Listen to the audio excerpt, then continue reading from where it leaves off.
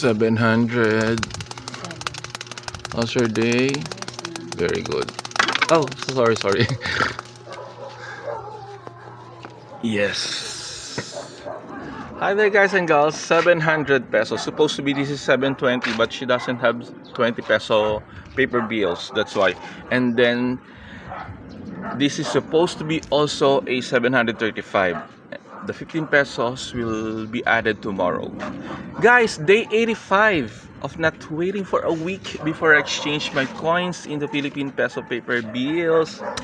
Thank you, Lord, for these wonderful blessings. Road to 1 million peso saving challenge. Do the same thing, okay? Earn, save, invest on your own, not in any networking or in any what's that? Not in any networking or oh gosh, I forgot. Business proposals. Not too good to be true promises. Sorry, I'm lost. Business transactions. Okay? Avoid that. Otherwise, when you got failed, you will feel upset, depressed, sad, devastated, angry, mad, and whatever feelings that you will have. And your dreams will not push through.